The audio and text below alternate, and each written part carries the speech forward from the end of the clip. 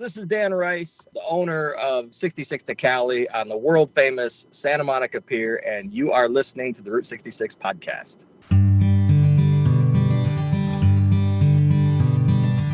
Route 66, Route 66, right along with the Route 66 podcast. For talks with people living and working along the Mother Road. The main street of America, from Chicago to LA, bore a heavy, heavy load. Route 66, Route 66. Sometimes historical paths aren't discovered until they're lost. Right along with the Route 66 podcast.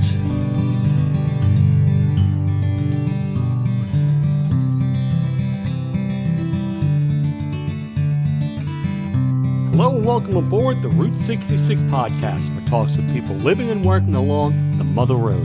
I'm your host, Anthony Arno, and I'd like to thank you for joining us here today on our journey. A very special thanks to my Patreon business supporters, including the MidPoint Cafe and Gilligan's Route 66 tours. They not only support the podcast, but also the Route 66 Scholarship Program as well. Today is part 3 of our 3-part series featuring the beginning, middle, and end of Route 66. My guest today is Dan Rice, owner of probably one of the most popular souvenir shops along the road, specifically at the end of the road or the beginning on the Santa Monica Pier in California. Well, school's out, and I'd like to maybe meet you along the route this summer. I'll be traveling the western half of the road, and I'd love to meet you somewhere between Amarillo and the Santa Monica Pier later this summer. I'll be stopping at the MidPoint Cafe in Adrian, Texas, the Alvado Motel in Albuquerque, La Posada in Winslow, and right there at the end of the road sign on the Santa Monica Pier. So if you'd like to meet up with me over a cup of coffee or an ice cream cone, let me know your schedule. I'll be on the road between mid-July and mid-August.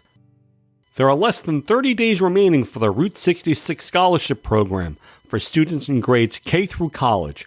Awards range from $25 to $500, and students are encouraged to submit their own personal interpretation of the Mother Road in their own special way. More information can be found at route66podcast.com. I'd like to thank my special group of Patreon supporters who are not only supporting this podcast, but the scholarship program as well.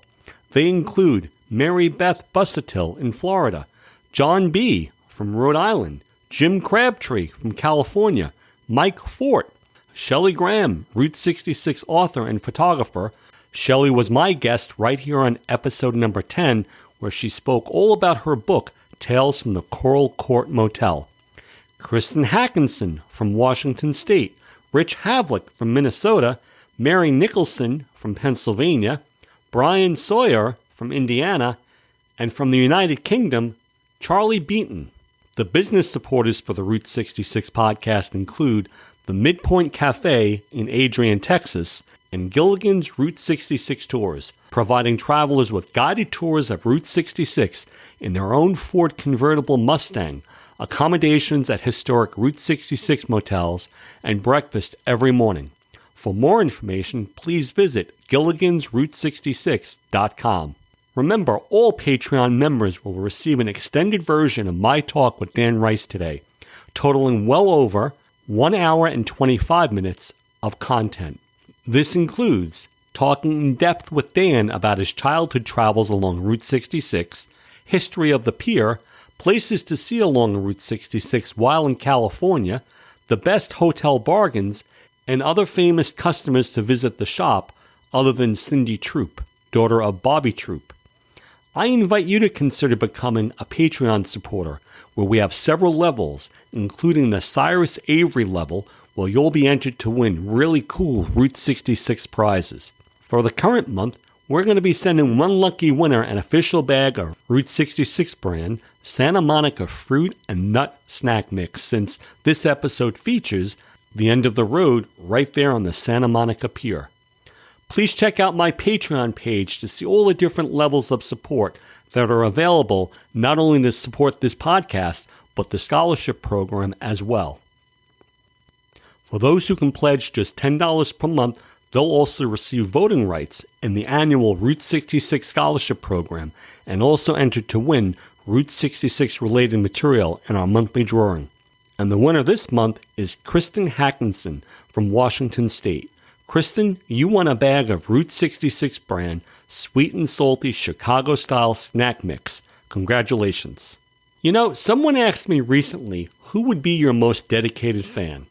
Well, I now have a donation level for that very special person. For a one-time Patreon donation, I'll show up on your driveway, wherever you live, no matter how close or how far along Route 66.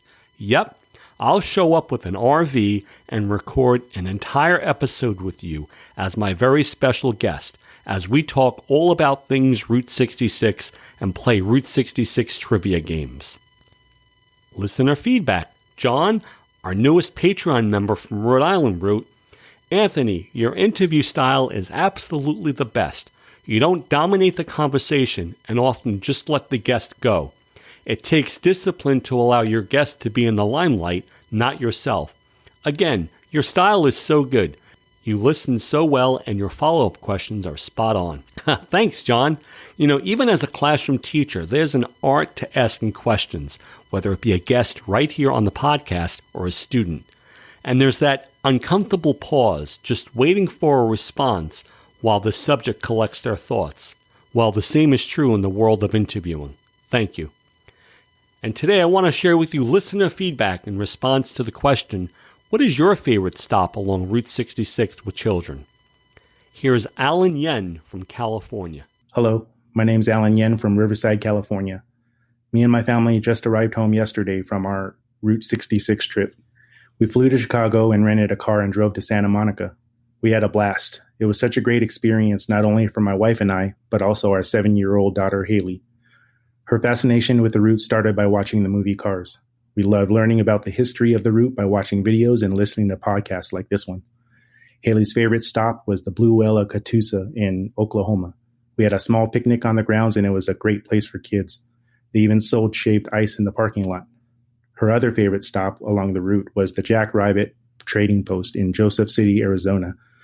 The owners, Cindy and Tony, were so friendly and welcoming. We arrived at 5 p.m. when they were turning out their lights. Once they saw us, they turned the lights back on, stamped our passport books, and told us to stay as long as we wanted.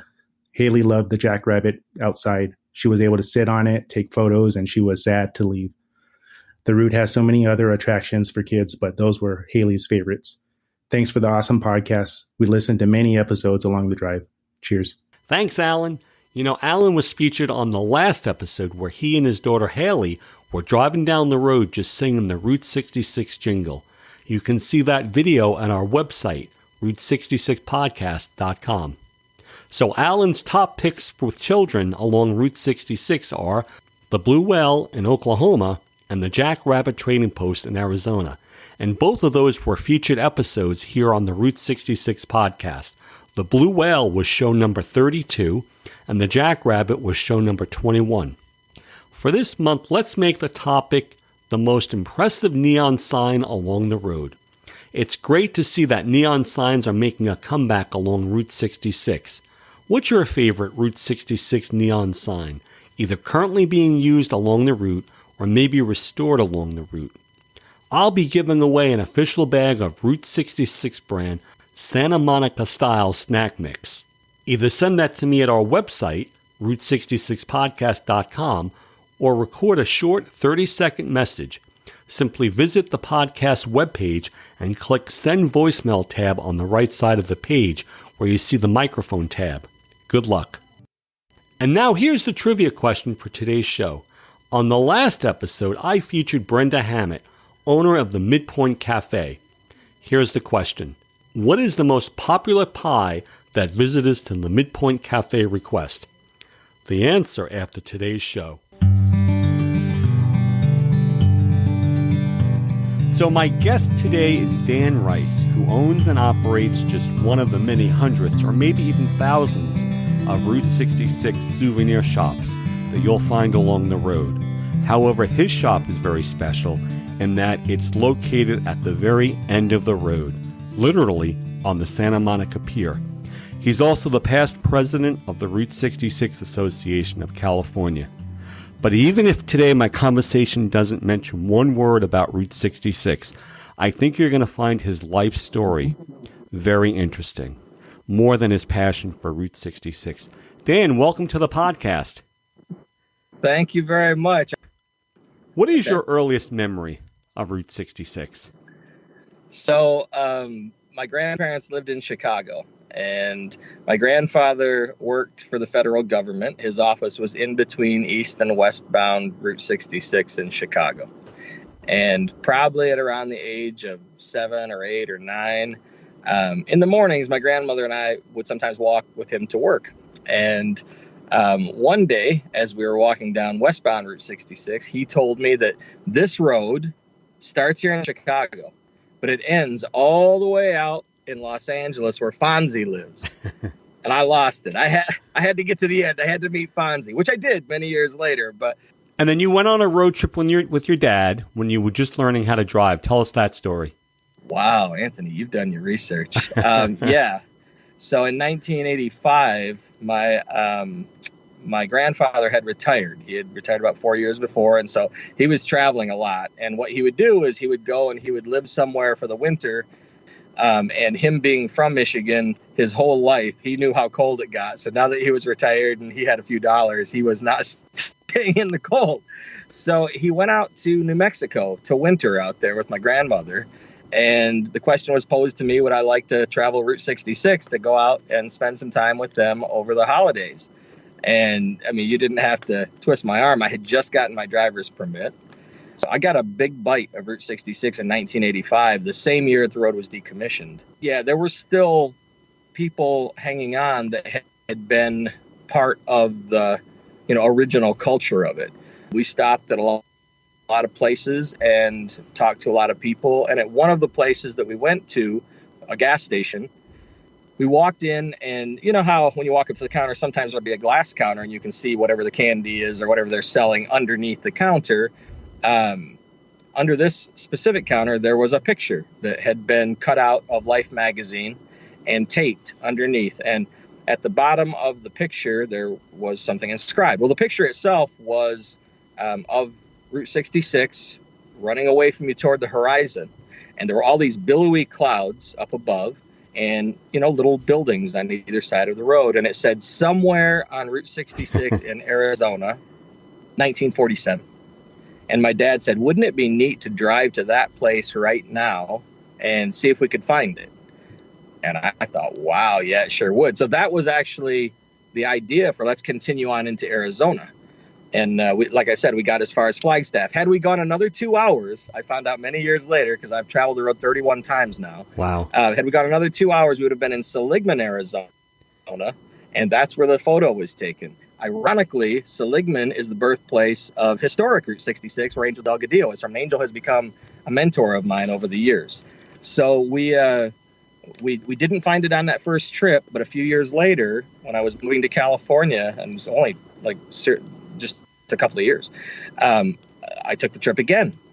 And, I could see that some of the places that we'd stopped the first time were gone, but some of them were still there. And so when you do a couple of trips on Route 66, maybe the third or fourth time, you'll have people say, weren't you here in this time or before? They recognize you because the people on Route 66, they know you don't have to come to see them. And so when you come, very quickly they start to appreciate the fact that you took the time. Also, because they know everybody doesn't have to come, they put their best effort out. These are the heart and soul, backbone people of America. And so I just fell in love with the people, and I became fans of the people, and 3, 4, 5 generations of the same family that would be working this business, trying to keep it together, even though really our federal government had abandoned them in favor of the interstate. So you found the location in Seligman, Arizona. Angel was our third guest on this show way back when, right after Michael Wallace. What was that picture of? It was the 1947 photo that was in Time magazine by Andreas Fenninger. And we'll include that picture in the show notes. I mean, it's just like you can feel the culture of the road when it was in its heyday in that photo. And it just is, I can't describe it. It changed my life. That photo, that stop for gas, changed my entire life. So let's talk about something else that really drastically changed your life. Your background is in counseling, correct? Yeah, I'm a family therapist by education. That's correct. And then one day, something traumatic, catastrophic happened to you. Tell us that story. What happened to you? Oh, well, when they canceled Happy Days, it was very tough for me. Oh, you don't mean that. Losing the Fonz was traumatic. No, I had a car accident, and it took some time to recover. I shouldn't have lived through the car accident, but I did, and because I did, I got the opportunity at the end of my recovery to kind of take stock of my life and to kind of celebrate the second chance I had. And so I went out on the road to just basically live for a month or so. Traveling Route 66. It was something that I loved, and the fact that I had the opportunity to do it again, I wasn't just going to take a quick trip. I was going to take my time. So a month is a long time for most people. Not for Europeans sometimes, right. They get a month. I ended out on the Santa Monica Pier, ironically, on the 4th of July of 2004. And, I had started in Chicago on that trip deciding, what I'm going to do? I'm going to buy a Route 66 T-shirt. So how did you make the connection from one of your many road trips to opening up a T-shirt shop on the Santa Monica Pier? Because in that 2004 trip across the country where I was trying to find the Route 66 T-shirt, I went through all of Chicago looking for just one that was made in the USA. I'm not buying a Route 66 T-shirt that's made in China. So I went through all of Chicago. I couldn't find them. And then I started down the road. I thought, well, when I get downstate, some of these towns that aren't so picked over, I'll find something. I went through all of Illinois and didn't find one made in America T-shirt. Got to St. Louis. It was the same story. When you start getting down into Oklahoma and Texas and you're still not wearing that shirt, the writing starts to be on the wall. So I got out onto the pier on the 4th of July and I was still empty-handed. So I looked at my buddy who traveled with me and I said, man, somebody needs to start a store on this pier selling made in America Route 66 T-shirts. And little did I know it would be me just a few years later. But it was. It's on the pier. I already had the T-shirt company and we were selling the shirts wholesale across Route 66 with all the friends that you and I have just talked about. With Angel or with Gary Turner or with, whoever else that I knew along the road. I would go and I would talk to them. Fran Hauser, who ran the MidPoint Cafe, and say, hey, can I put these Made in America shirts in your place? Because I knew they were specifically hunted out places that people wanted to find. And they needed a higher grade product in there. A lot of the foreign made shirts, they use a very coarse cotton. I wanted to use a really good quality cotton so that the American version, you could feel the difference. I had the opportunity to create an endpoint, and I had looked through some photos before I opened my business, so I could create an end shirt for Route 66 showing that you'd made it to the end. And I was thinking, is there any historical photo that, of an old end sign that I can incorporate into a T-shirt? And I found one in a postcard that I thought, wow, that works. So I wrote a check immediately and got the rights to that end of the trail sign, and I created an end of the trail T-shirt. So it says end of the trail on the front, and then on the back I put the Santa Monica Pier, which has always been the traditional endpoint for Route 66. So I started selling that after I opened, and immediately we had like such crowds around our store that the executive director of the pier, Ben Franz Knight, he came to me and he said, hey, I'm seeing this shirt everywhere. Can you tell me the story? I told him the story that I thought was true based on things that I had been told. Turns out that it wasn't true at all. But he said, would you ever want to put that sign back up on the pier or back up in Santa Monica? And I said, yeah, I would love to. So, I said, I'm selling the shirt without the sign being up. I'd love to put it up. That's fine. So tell my listeners what that sign look like that you put on the T-shirt?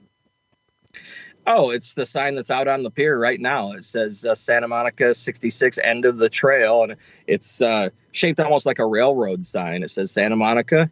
There's a circle, and the 66 is in the circle. And on the bottom, it says end of the trail. And who created that sign? Postcard. It was a woman by the name of Carolyn Barnes Farnham that she created it to make money. It had never existed, actually.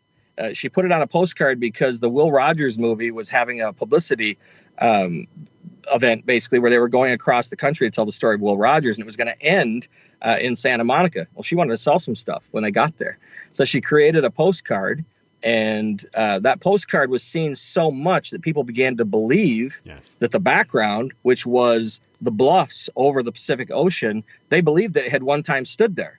And you can actually see the pier in the back as well. Well, I'm on the pier now. So I had been told, I had been right up there on the bluffs, right up there on the bluffs. No, it never existed until I created it, because she had just created it in her mind to make a postcard. So the sign that you see on the pier never existed until I built it. And then we put it up on the pier for the 83rd birthday of Route 66. It was such a huge event. We reached 60 million people around the world. When everybody got to Santa Monica, and they placed the Will Rogers memorial plaque at the end of Santa Monica Boulevard, she was there. And so she was able to sell postcards, I guess. I don't know. Maybe she didn't sell very many. But that postcard, the image of it, became famous. And so people believed that it had been there at a point. And because of the ocean conditions being harsh, harsh environment, it just hadn't survived. So people told me that story. I had only found it to put on a T-shirt, and people told me that story. That story was a legend. It had never existed. And what year did she create that postcard? I think that was 1952 that the campaign took place, the publicity campaign for the movie. So that was the year that the plaque was dedicated at Ocean Avenue and Santa Monica Boulevard. So, excuse me, she would have either created it in 1951 or 1952, I would guess.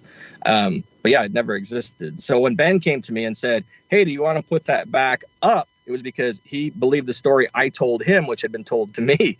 And I said, yeah, sure. The truth is we weren't putting it back up. We were putting it up for the first time. And neither of us knew that.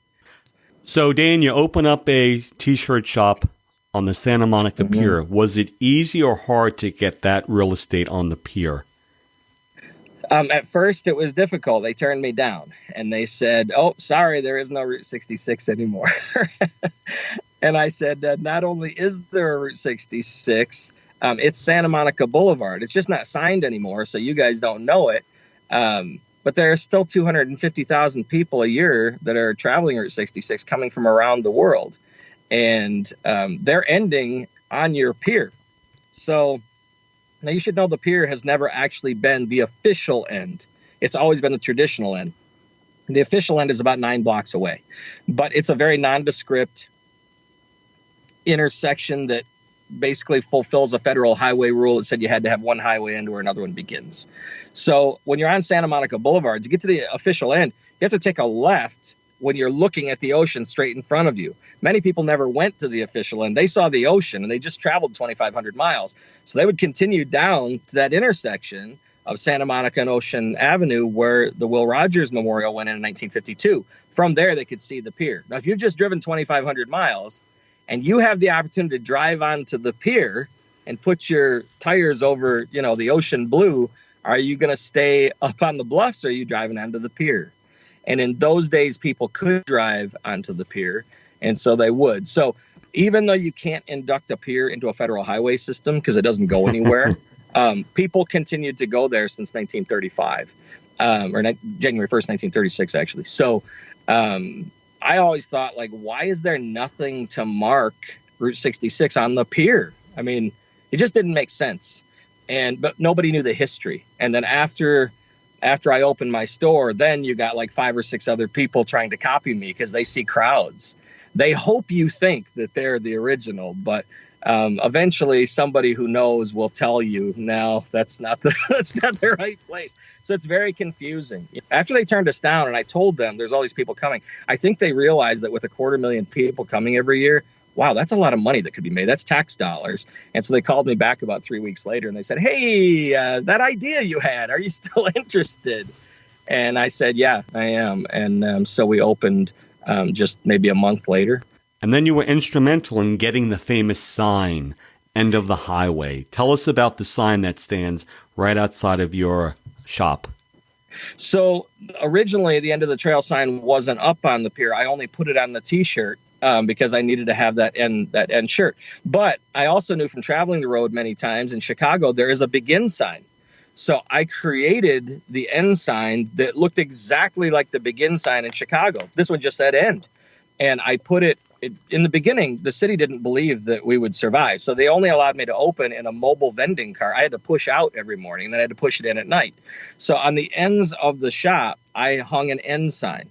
And all day long, there were pictures being taken. There were crowds around the shop all day long. So they realized pretty quickly, like, wow, we've missed the boat here. This is popular.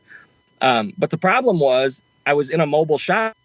I needed a permanent shop. And so I would push back at night and the signs went with me. So if you arrived at 3 a.m, and trust me, in the summertime, people arrive at all different times, there was still nothing to mark. You know, if you run a marathon and there's no finish line at the end, it's very anticlimactic. So I knew that if I gave people a finish line, they would come. I knew I could make a difference in that way. So we did that. You know, we put the end sign up, and all day long, people started taking their pictures, and that, you know, eventually led us to putting up the End of the Trail sign. And that way, when we were closed, you know, even if there was nobody there to really talk to that could tell you the history or celebrate with you, you could at least take a picture in front of the End of the Trail sign. And that was kind of my goal. So we put it right in the middle of the pier where everybody would be able to find it. And just, you know, everybody descended on us after the End of the Trail sign. And it sounds like a blessing, but it was actually a bit of a curse, because that's when all of the other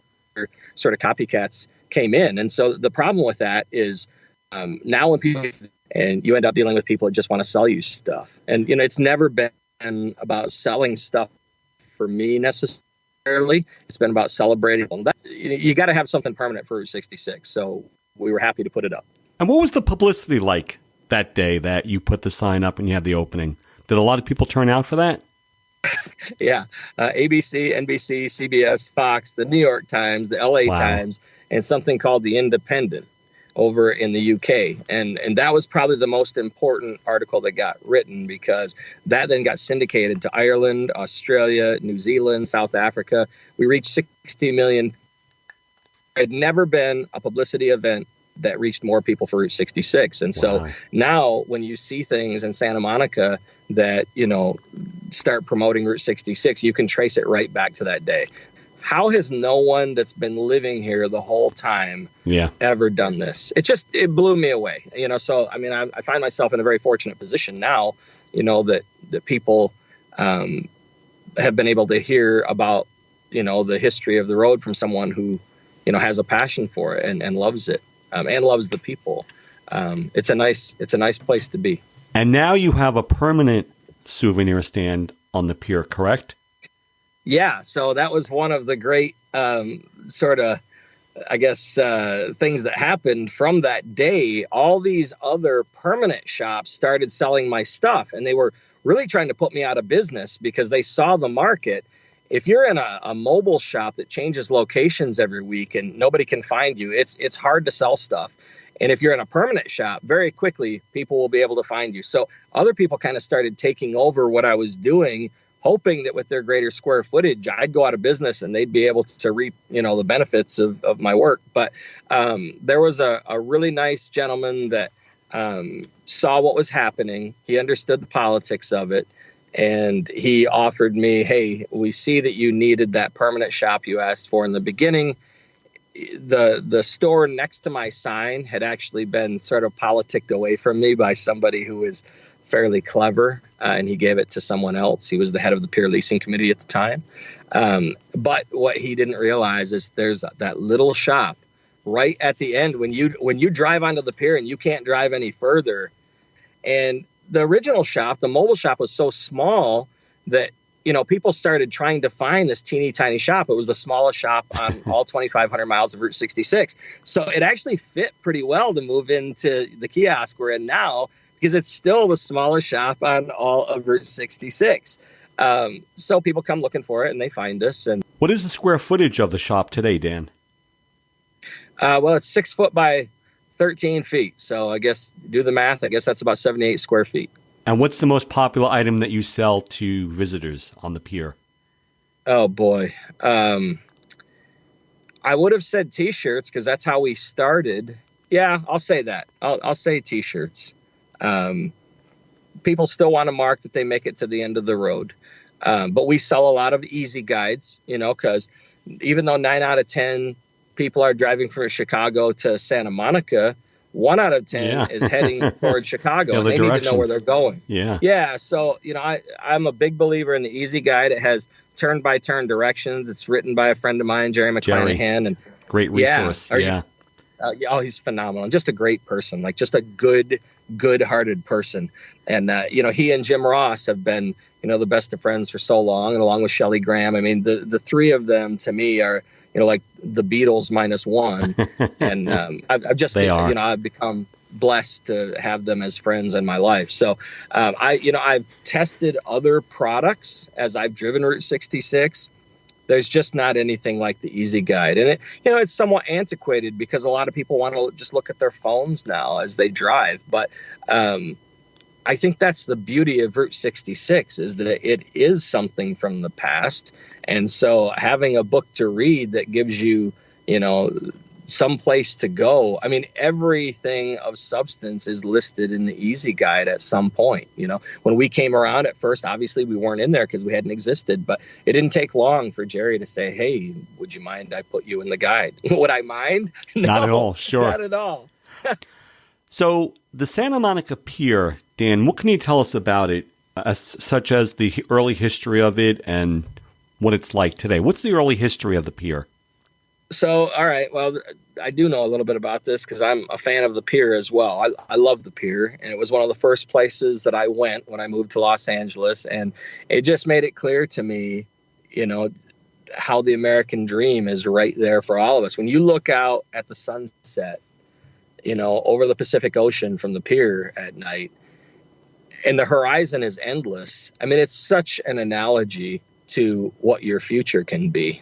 Yeah. And so for me, it was kind of like, wow, this is like the beginning of the dream for me. So many people arrive in Los Angeles because they have big dreams, whatever that dream may be. It may be stardom. It may be just because of the business opportunities that are there because there's so many people. But it just spoke to my spirit. And so, I love the pier. I love the pier. There's nothing that feels quite like when the sun has just dipped for us behind Bubba Gump's.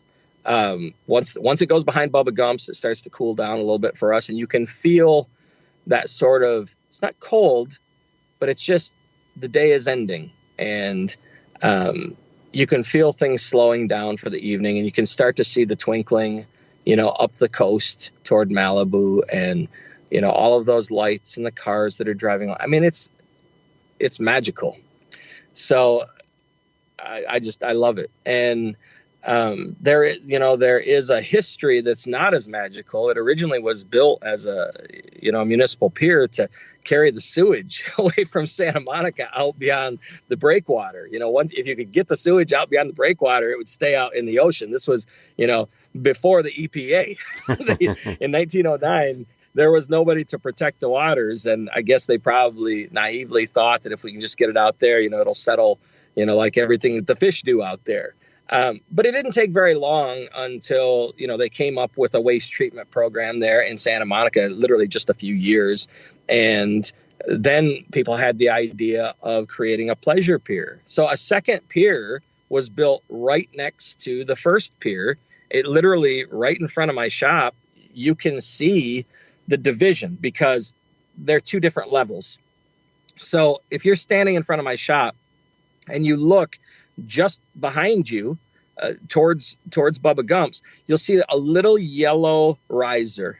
that little yellow riser marks the difference between the original municipal pier and the pleasure pier. And the pleasure pier is where the original roller coaster was built, and the whole carnival atmosphere of the pier. So my store is on the pleasure pier side, and then there's the municipal pier just a few feet away. And all of the different history that has happened there through the years, whether it's the Sting being shot on the pier, or the end of Three's Company with Jack and Chrissy and Janet walking back toward the Santa Monica sign at the top of the hill. I mean, Popeye got his start as a real person out on the Santa Monica Pier. He was a fisherman, and he was the inspiration for the character of Popeye. I mean, there's a ton of history on the Santa Monica Pier, and again, as a history buff, I'm in heaven every time I'm there. Dan, tell my listeners the story about Tony Cornello and the pier back in 1939.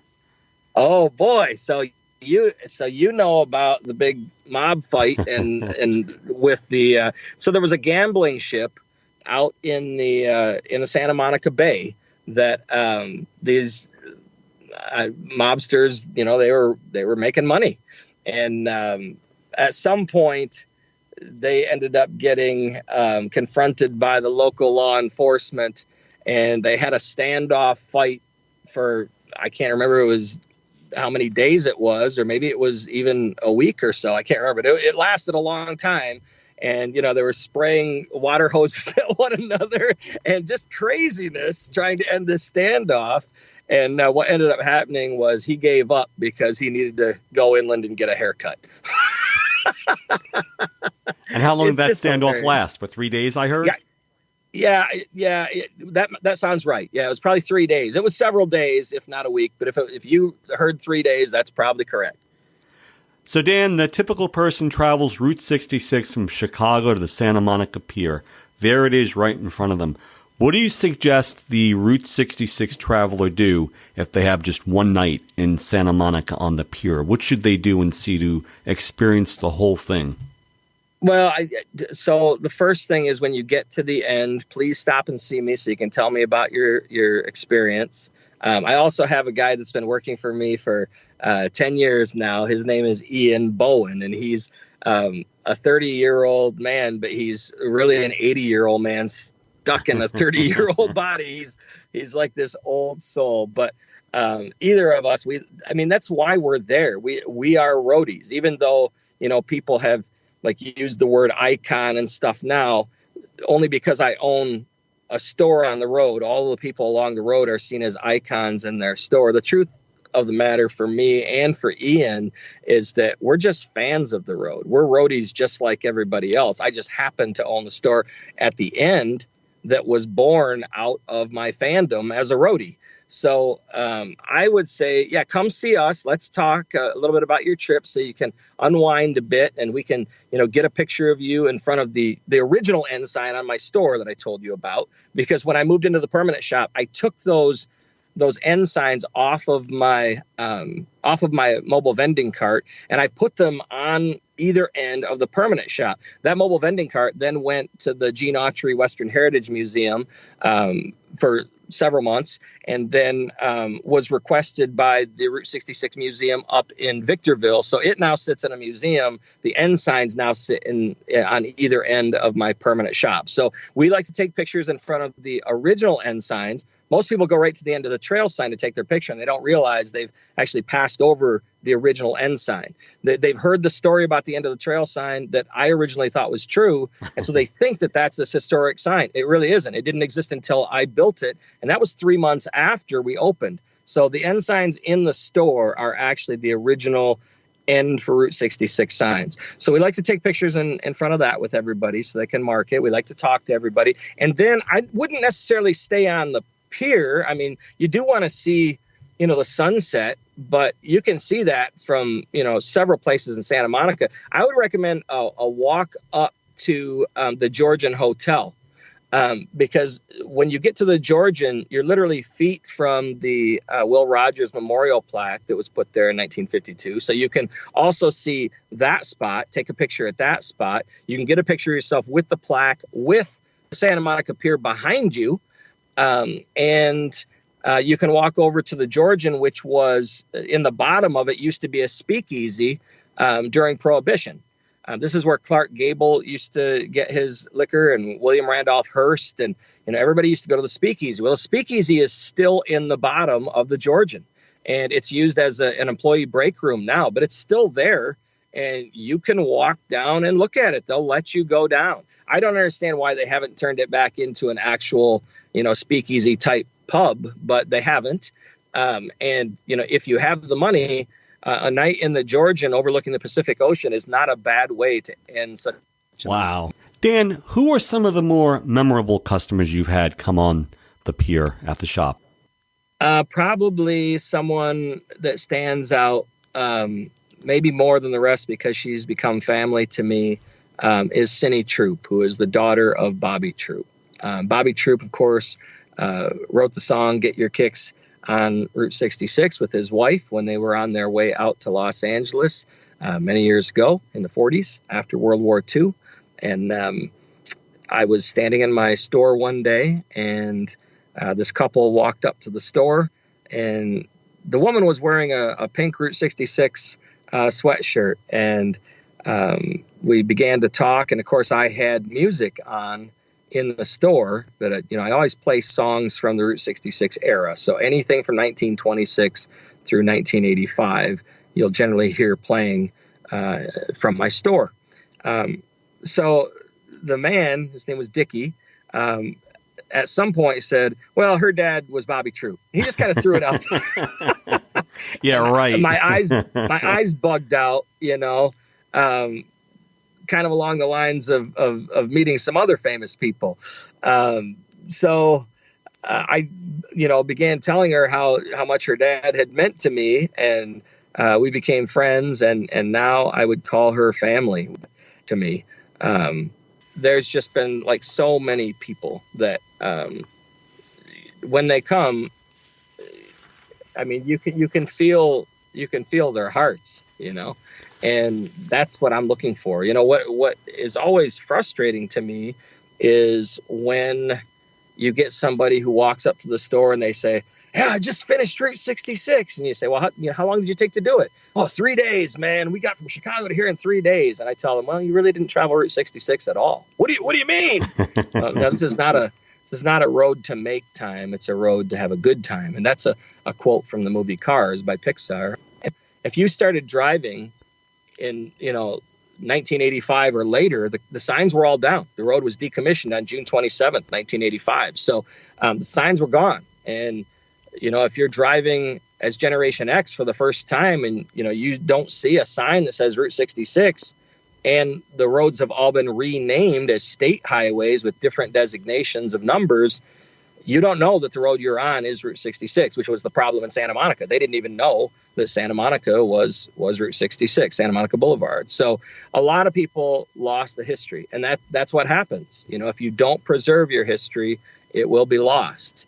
So that's kind of what, I hoped to do, was restore that history, at least to Santa Monica. And, people have been really appreciative. The people on Route 66 that are more popular than the places, because without the people, it just becomes a road. It's just concrete for 2,500 miles, or, Portland concrete. Yeah. So the almost unbelievable. I mean, I told a friend of mine not too long ago that I never really had a good sense of myself until I owned my business. You hear people say good things to you in your life, and you hear people say bad things to you in your life. And, sometimes the bad things come from family who you trust. Yeah. And so you believe that a little more heavily weighted.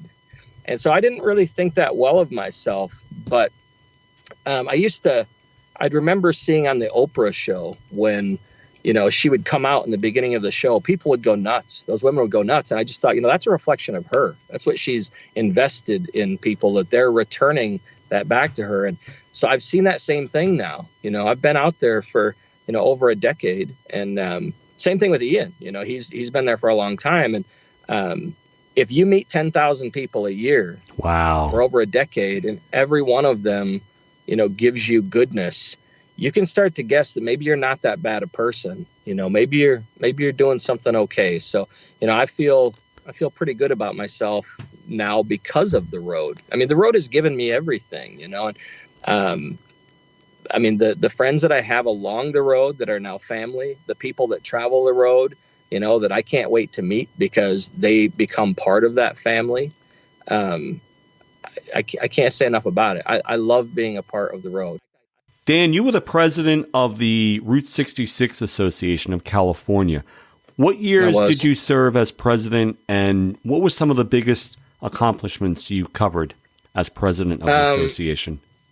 Well, I didn't really serve for that long. There was a president before me that was, she was really excited about becoming president. So I ran as her vice president and then asked me if I would take over. They were going to vote her out as president. And the organization was kind of on its last legs, and that can't happen. It just can't happen. So I said, yeah, I would take it over, and I'd serve the rest of her term, and talk about whether I was going to continue on in that role after her term was up. But we had kind of an opportunity that had come to us that I think was probably not planned well. We got the opportunity to do the International Route 66 Festival. So the International Route 66 Festival is going to be held in California.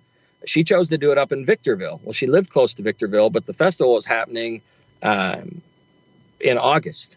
Now, I don't know how much time you spent in California, but you do not want to be in the desert in August. And I thought, man, this is going to be tough to sell to people because it's 113 degrees up there, and so I partnered with CBS Radio, because the one thing that goes hand in hand with the road trip is listening to the radio. So I talked to CBS Radio and asked if they'd like to be involved. We got sponsorship involved for that event, and we ended up making the most money of any festival in history on Route 66 up to that point. Now, we've had them that learned from that event to go on to subsequent events and do even better. So that's great.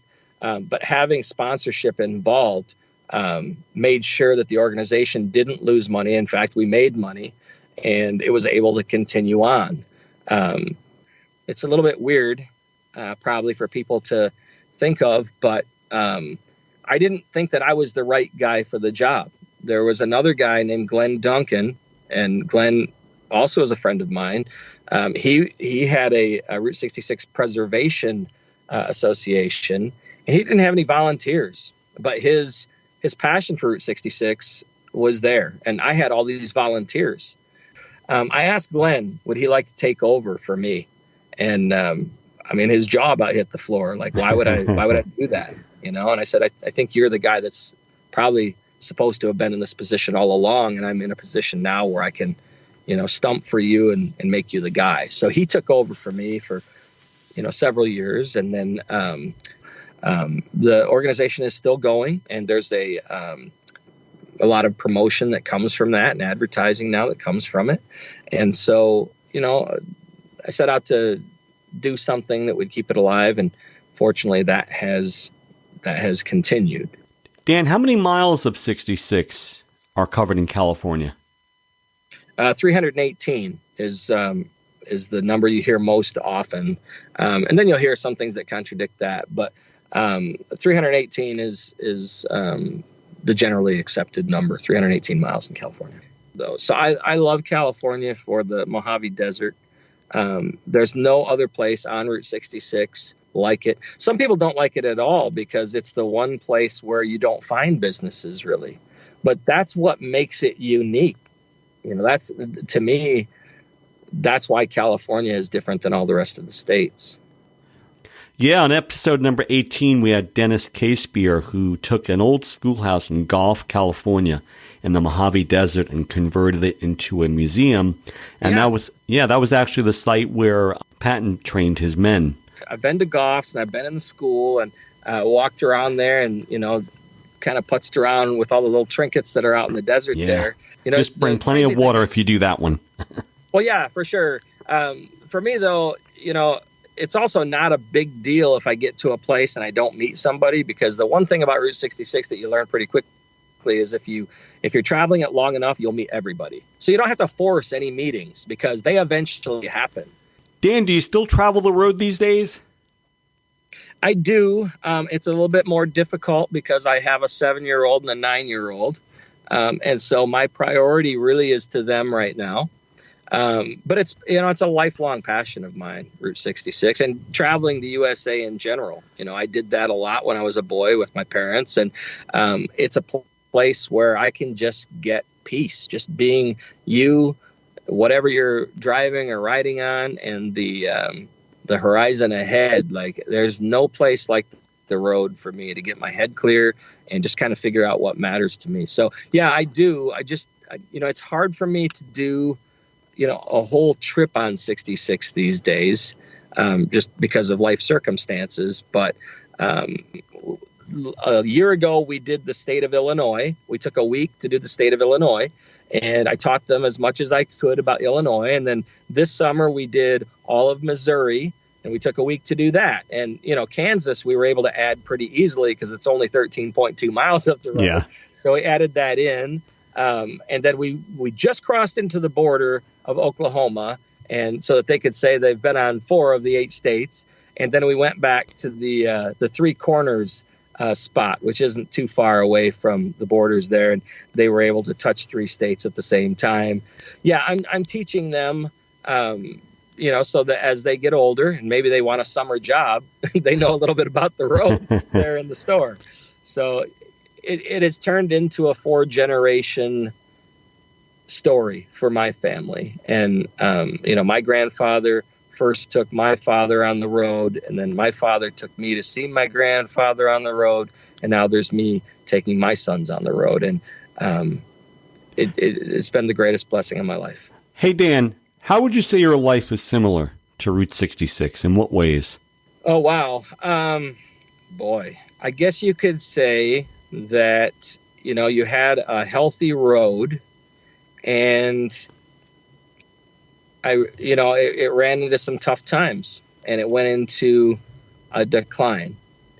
And then there was sort of a nostalgic rebirth of the road when Michael Wallace put his book out, when Angel Delgadillo did, what he did for the road. And it has continued to incline and become something even more special than what it was originally. I think that analogy fits my life. My life had gone, pretty well. And then, I've had a couple of fairly bad traumas take place where things looked pretty dark. And, I don't like to kick people's doors down with my faith, because I think that's a private thing. But I've always held on to faith that no matter what bad thing happens, if you continue to, be positive against the circumstances of life, your greatest revenge against the bad circumstances of life is to be happy and to be successful. And so I've just continued to hold on to faith that God has a plan, and we won't always understand that plan.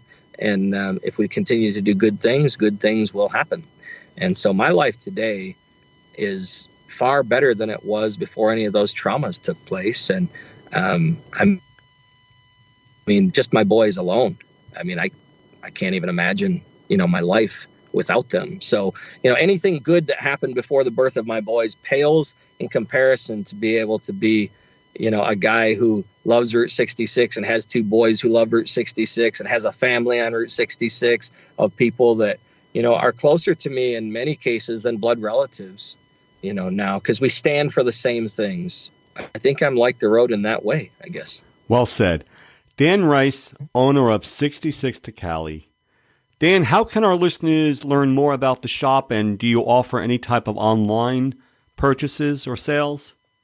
We do, yeah. There's a website. It's www.66tocali.com. That's 66tocali.com. Definitely, if you go on there, you can find my number, you can find my email, and send me a message or whatever. Dan, thank you so much for joining us here on the Route 66 podcast. I cannot thank you enough. This was one of the nicest interviews that I've done. So thank you for everything that you put into the research, and I look forward to talking with you again. Please stay in touch, and we'll see you on the road. Take care. Thank you. Bye-bye. That's Dan Rice from 66 to Cali Gift Shop on the Santa Monica Pier in California. If you ever find yourself on the pier, I want you to stop at Dan's shop. It's the one directly across from Bubba Gump's. Stop by and tell them that the Route 66 podcast sent you. And now the trivia question for today. On the last episode, I featured Brenda Hammett, owner of the MidPoint Cafe. Here's the question. What is the most popular type of pie that visitors like to sample at the cafe? It's the coconut pie. That's right. And when you're there, you have to not only sample her delicious pie, but take a picture outside alongside the famous MidPoint Cafe sign. Next time on the show, what's the first thing that comes to mind when I mention Winslow, Arizona? That's right. We'll be standing on the corner in Winslow, Arizona, at the local park that was the direct result of the song popularized by the Eagles. Winslow has an entire street corner dedicated to that song, complete with a life-size statue of a guy holding a guitar, and we'll find out on that episode who that person was originally intended to be, and they have a really cool mural that is a trompe l'oeil, or an optical illusion created by a famous artist who has a bunch of murals all around the country and all around the world that not many people even realize is an optical illusion when they look at it. And yes, there's even a flatbed Ford parked on the street. We'll visit with two of the creators responsible for that park, one who created the statue and the other one who created the mural. Here's a clip. So how does it feel to have a really famous statue along Route 66, and I'll almost guarantee you no one knows who the heck you are? As I say, I had never done this before. And I was so relieved that everybody seemed to just love it. Most people don't care who the artist is. They jump out and they get their picture taken and then they put it on social media. I've done some other things that people are not aware of. For example, my artwork has made it to the White House under 3 presidents. And I've also made awards for Hollywood actors. And I was informed somewhat later that it came down to me and one other person. I initially had the man playing the guitar.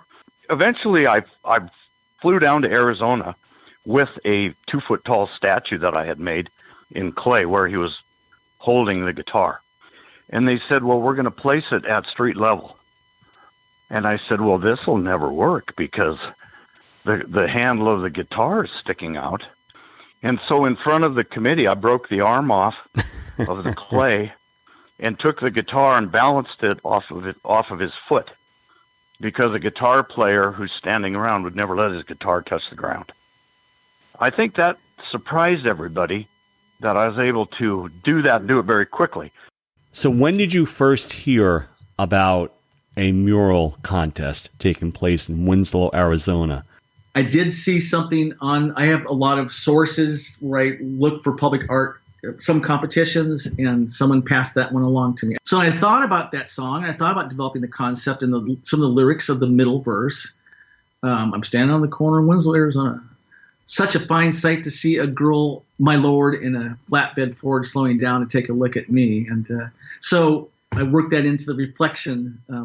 The original intention was you are the person on the corner and you're looking at the windows of this old building and you're seeing a reflection of the girl in a flatbed Ford slowing down to take a look, maybe from behind, but looking at me. And the whole song kind of unfolds in the reflections and seeing upstairs in the window. There's even an eagle up on the upper window too. So they pretty much gave me the ball and I ran with it. And I did a sketch, and I did a refined sketch after that. But once I did the sketch, I think they really liked the way it was a little more subtle. It had layers, and it had a narrative in it that wasn't maybe quite so obvious.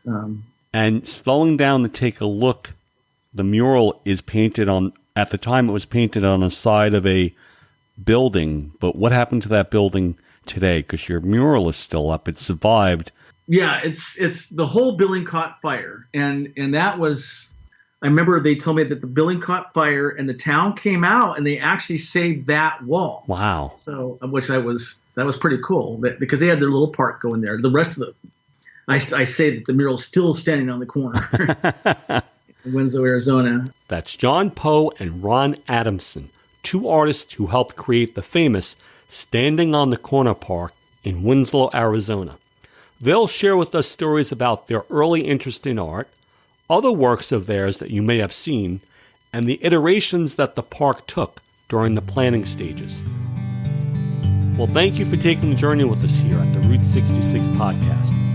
Please remember to let me know what your schedule is this summer, and maybe I'll meet you on the western half of the road. And don't forget, time is running out for the Route 66 Scholarship Program for students in grades K through college.